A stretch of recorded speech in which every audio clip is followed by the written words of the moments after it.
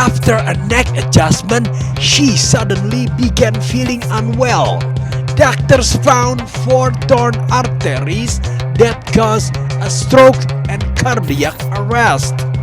She lost her pulse for more than 10 minutes before being revived.